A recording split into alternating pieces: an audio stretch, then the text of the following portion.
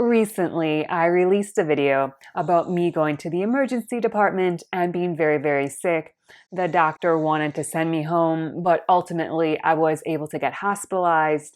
And upon the return of the blood cultures, found out I had sepsis. I was able to get treatment and then released from the hospital. Since I uploaded the video about me going to the emergency department and my subsequent hospitalization, I have received a lot of comments. Many of the comments were attacking the emergency department doctor. They said he was negligent. They even accused him of malpractice. And people were just complaining about the doctor and why didn't he think I was sick? Why was he sending me home? Why did I have to explain to him why I was sick? There is a lot to this story, so I really want to do this video to clarify some things that happened, and it actually is the lead up to me seeing the doctor, as well as everything that happened with the doctor, because there are things I did not include in the first video simply because I was very, very sick when filming, and also at the time I just didn't have the mindset like, how are people going to react to this video if I upload it to YouTube? How are people going to question things the doctor was going to do? I didn't know that. I did not have that insight. So let me give you a little bit more clarity in everything that happened. First of all, when I arrived at the emergency department, we checked in with the desk. My mom was actually the speaker for me because I was so incredibly sick. I was not in any shape or mindset to be communicating with people. So as soon as we arrived at the check-in desk, my mother told them I was sick with sepsis. The receptionist said, "Oh, ooh, sepsis. Oh, I'm not gonna put that down that she has sepsis. Sepsis is really serious, and if you say she has sepsis, I will have to put that down and call code sepsis. No, no, no. I'm not going to say she has sepsis because she has a tracheostomy tube and ventilator, and if I just put down sepsis, perhaps your daughter has pneumonia. If I say she only has sepsis, they will only look for sepsis, and if she does have pneumonia, they won't investigate that, and then she will probably be sent home, and if she has pneumonia, oh my goodness, I can't imagine how awful that will be if she gets sent home and she has pneumonia. So no, no, no, no, I'm not going to put that down. What other symptoms is she having? Of course, my mom did not know, so I struggled to say, I have a really bad headache, and my neck hurts, and my entire body hurts, and it's really, I'm, I'm short of breath. It's really hard to breathe, and I'm really, really nauseous, and I don't feel well. I'm very dizzy and very, very confused. With that, the receptionist decided to take two of those symptoms, being short of breath and having body aches, and entered that into the computer as the chief reason why I was in the emergency department. Once that information was entered into the computer, I was told to take a seat in the waiting room. So I waited for a while to be called back to triage. Then I was called back to triage. Once I was in triage, they did my vitals. My heart rate was fast, that was noted. My blood pressure was mildly low. They didn't make anything of that because I do have a medical condition called postural orthostatic tachycardia syndrome, which is abbreviated as POTS. And from time to time, my blood pressure does go a little bit low. So they were not concerned about that. The big thing they were looking for is if I had a fever. I did not have a fever when I went to the emergency department. At home, I was running a fever, and in my confusion, I thought when I was getting sick, it was the middle of the night, and I did not want to wake my parents up. I was like, oh no, this is the middle of the night. It's really dangerous for us to go. It's not very good for us to drive at night. It's much safer. Wait for the sun to rise, wait for us to have daylight to go to the emergency department. So I was like, oh, I thought it was like 2, 3, 4 o'clock in the morning. And I was like, oh, I'll just wait a couple hours and then go to the emergency department once the sun has risen. So I took Tylenol because I was running a fever. I was very, very sick. After taking Tylenol, I was looking and looking and looking and looking at the clock. I was so confused. As I said, I just couldn't make heads or tails of what the clock actually read. And then finally, after looking at the clock for a very, very long time, and I mean about 15, 20 minutes of looking at the clock, I finally realized it was only a little bit after 10 p.m. That's not very late. It was fine. My parents were still up. They were in bed, but they were still awake, and I could get them up, get them to go to the emergency department and get them back before it got to be really, really late and just unsafe driving conditions. So unfortunately, I was partly to blame why I wasn't running a fever because I had taken Tylenol. I knew that was going to be an issue when I got to the emergency department, and it was an issue. So I was not running a fever, but I tried to explain to the person, I took Tylenol before coming here. It's a 45-minute drive. I know the Tylenol is working. I can feel the Tylenol working, so I don't have a fever. I don't know if they ever noted that in my chart, but they just put down that I was not running a fever.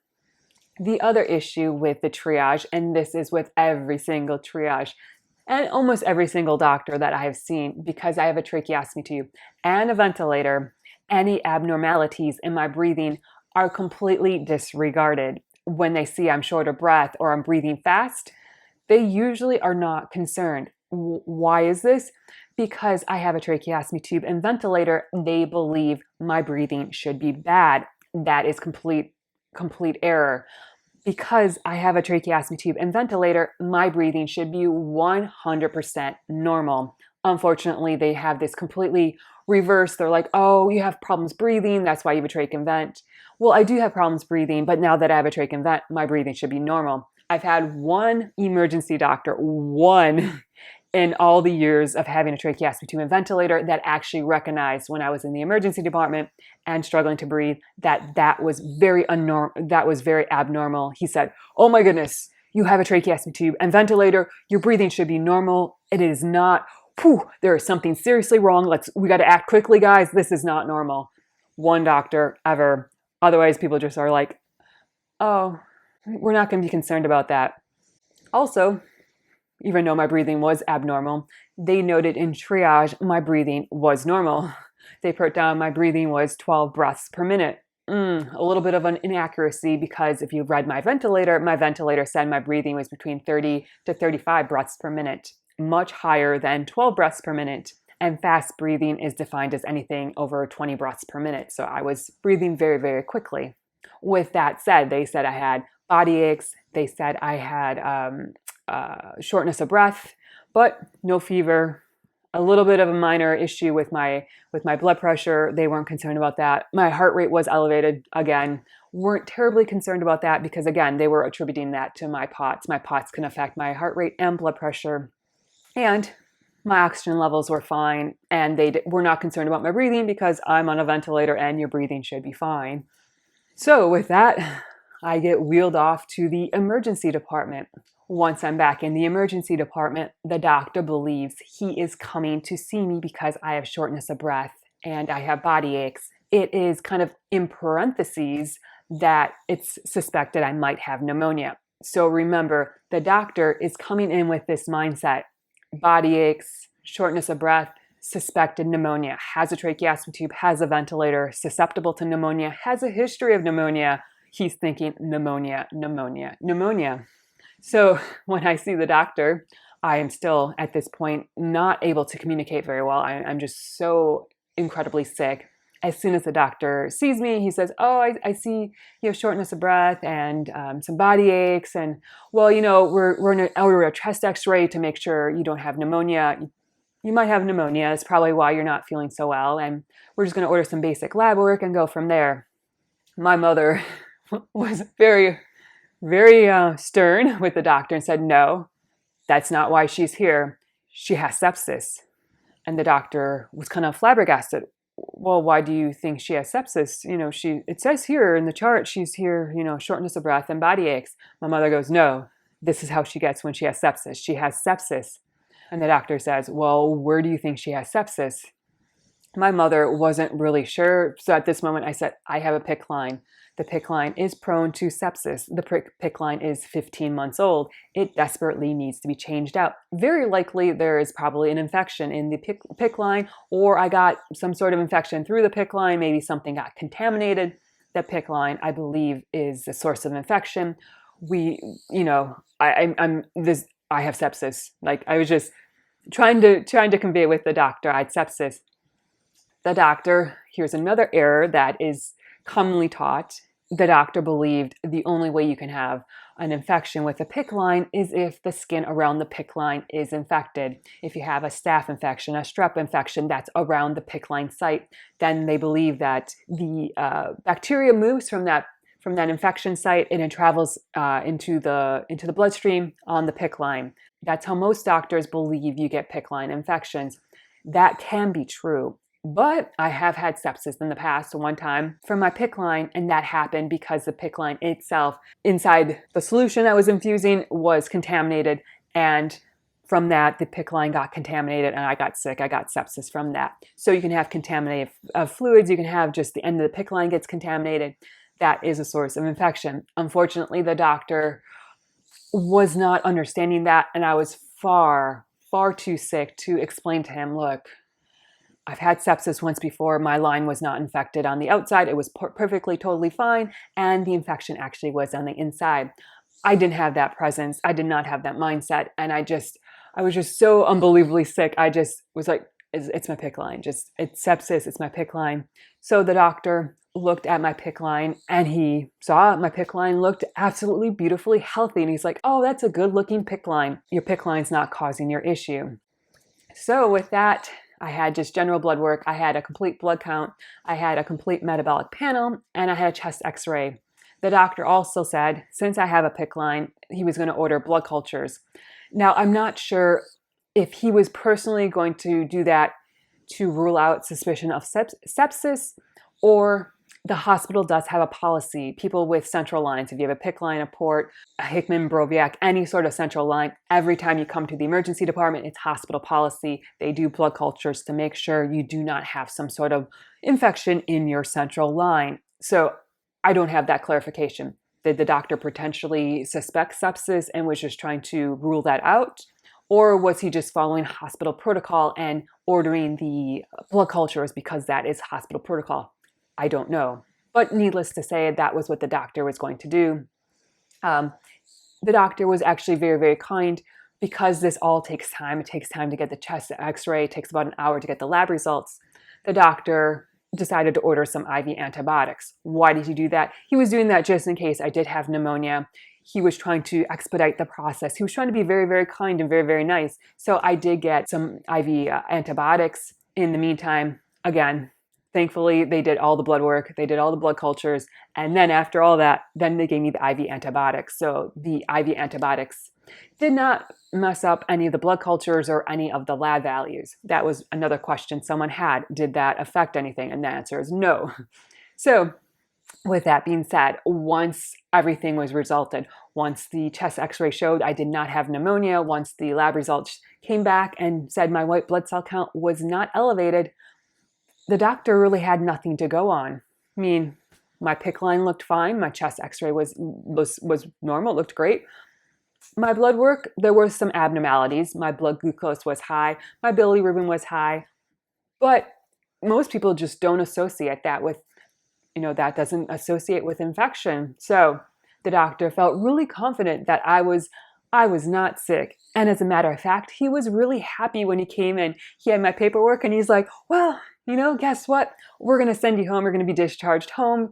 There's nothing wrong. Isn't that so fantastic? You don't have pneumonia. So the doctor was very happy. He thought he did a thorough investigation. But I was sick. I was very, very sick. And you might think, why didn't the doctor realize how sick you are? Here is another stumbling block with mitochondrial disease, with any sort of chronic illness.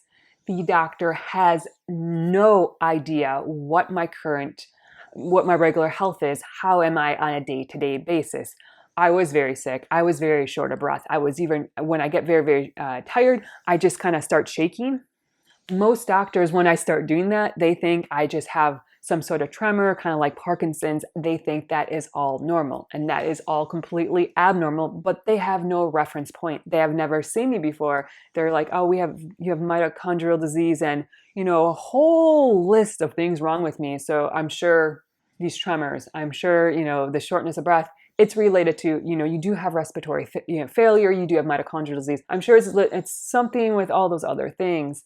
Unfortunately, the doctor could not see how sick I was because he had no idea what my current state of health is. With that being said, when he said he was going to be discharged, I highly protested. I was like, no, I can't go home. I'm so sick. You don't understand. This is not normal. My breathing is fast. I am so unbelievably sick. This is not normal. You cannot send me home. No, no, no. I was very adamant. And the doctor said, and this is key in the video, which most people probably did not pick up.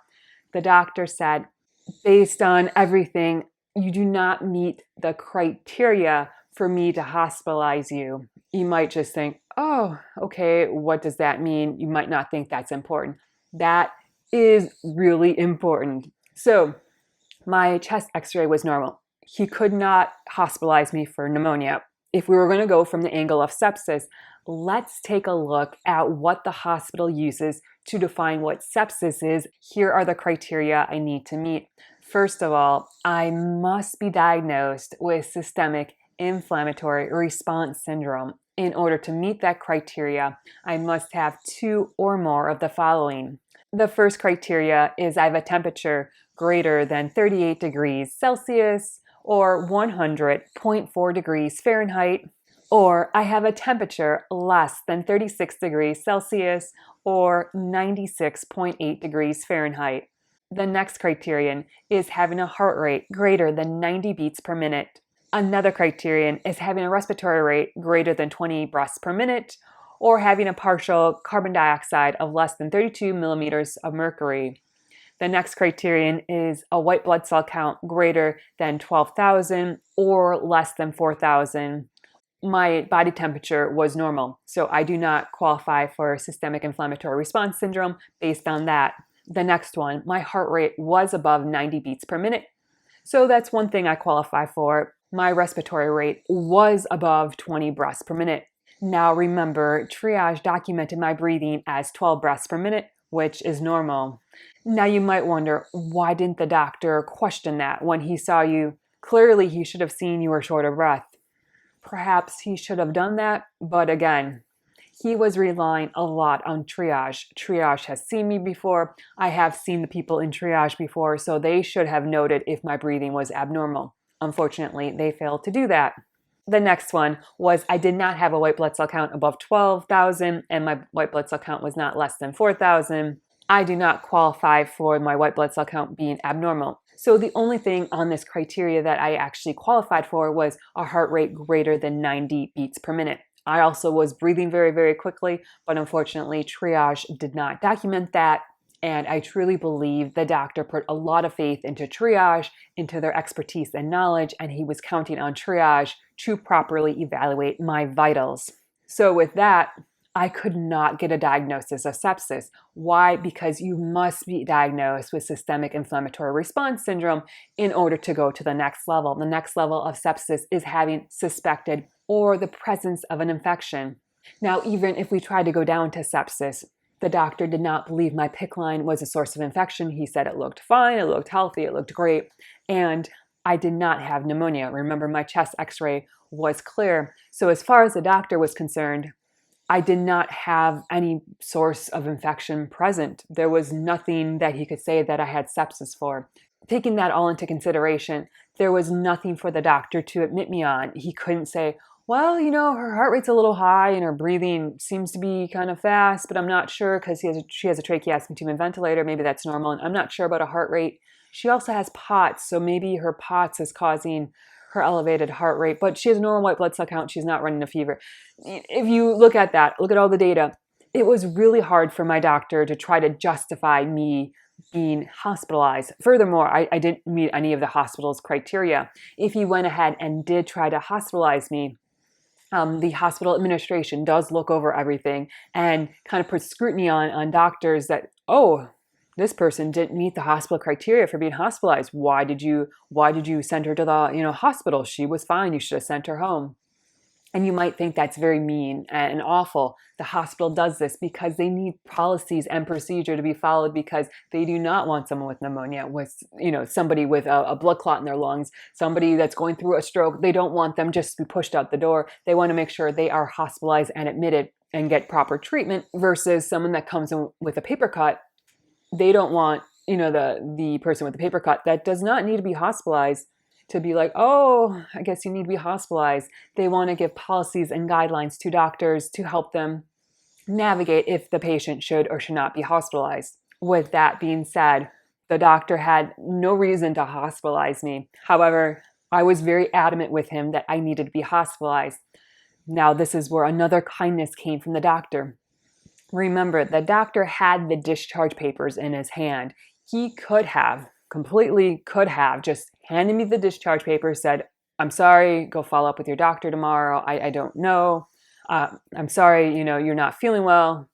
Because I was protesting and telling the doctor I was sick, I could not be sent home, I needed to be in the hospital, I have an infection, I have sepsis. The doctor was very, very kind. He now gave me this option. He told me, well, if you can tell me why you're sick, I can take down this information, contact the hospital team, relay them that information, and then they can come and evaluate you and decide if you do indeed need to be hospitalized. Now, if you need to be hospitalized, they will take over your care. So that was something that was very kind and very nice. Why? Because the emergency department doctor, according to him, there was really nothing wrong with me. There was nothing he could do. I didn't meet any criteria for me to be hospitalized. He had nothing to go with.